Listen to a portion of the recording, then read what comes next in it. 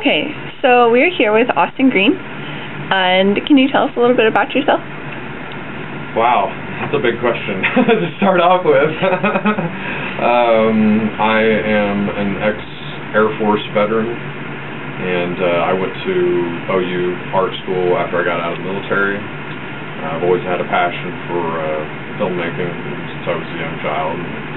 It's a dream I had after I got out of the service to continue on in that, and then about halfway through my film school, I decided to switch to business school because I thought that there would be little chance I'd be able to get into the film business, and so I went and did that, and then about the time I was finishing up that, I met a couple of guys, James Lane, Holland Van de Nieuwenhof, and a couple of other guys, and we finished a documentary about the Oklahoma City bombing. And then out of the birth of that film, we decided to start Splashfire Media, which is our commercial video production company. When did you start researching the Oklahoma City bombing? I did personally. Holland Van de Nieuwenhof and Christopher Emery and James Lane had done most of the primary research. I was brought in as editing and production consultant to help finish the film and market it. And then eventually I took over as Director of Operations for Free Mind Films, and then eventually Director of Operations for Splashfire Media as well. But as far as research goes, that's not typically what I get involved in. I'm more of a technical filmmaking kind of guy. So. Have you read the Rise Up Black Man script? Yeah, I have. Does it speak anything to you? Yeah, I mean, I think that there's some strong messages in there about the corruption of our society, things of that nature. That's what spoke to me personally.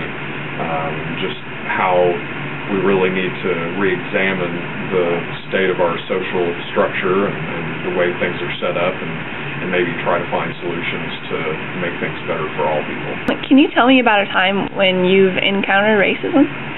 But yeah, I lived overseas, and I definitely spent some time in the Middle East, and felt that there were people that were judging me simply because I was white and I was American, and so I have experienced it on a small scale, and I think that's one of the reasons why I like this movie was that I feel very passionate about ending racism, and I think that this is it's a good way to do it.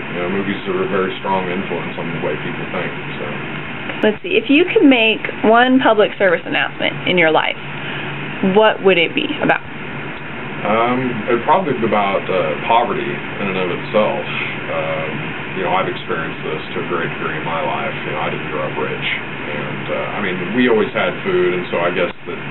And my experience was not nearly as bad as a lot of people's experience, but I understand poverty. I've been homeless before in my life, and have been able to pull myself out of that and go back to school and serve my country. But not everybody has a lot of the advantages I had, and homelessness is something that, when you consider how many churches there are in Oklahoma alone, there's really no excuse for any homelessness. That's just one example of how I feel like the system has neglected and abandoned these people and taken away their dignity. And in a lot of ways, they end up staying in that situation because they don't have proper nutrition, they don't have, they don't have proper education to lift themselves up out of that circumstance. And so, I will probably be working a lot in my life to help bring awareness to that subject. So. You obviously are an independent thinker. So other than your movie, what's an example of that?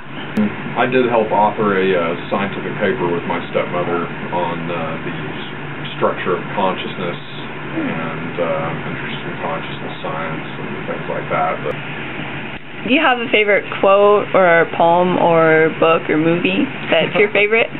Wow. A lot. A lot? Yeah. I read a lot when I was younger. Too busy making movies now to read much. But no, I was always very inspired by the Carlos Castaneda book series.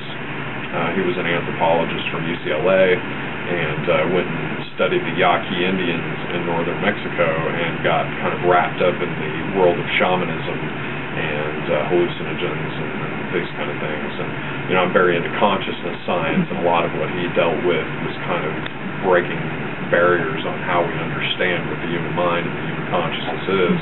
And he was just a very inspiring guy and really put himself at personal risk to experience these things and bring that information to the Western world. What's your next film that you're really excited about doing?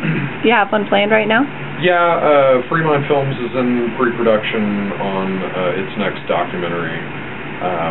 The script is being developed right now. It's going to be on mind control and social engineering, and how a lot of what was learned in the MK Ultra experiments through the CIA during the 60s and even earlier than that, a lot of that information was used and put into place into public school systems, and that information is being used through the media to also help keep people subservient to the current system. I just want to say it's a great opportunity to work with Kendall and Jenna. They're really passionate about what they're doing here, and we need more filmmakers out there in the world doing what they're doing. So. Okay. Well, thank you very much. It was so nice to meet you, and we're looking forward to working with you too.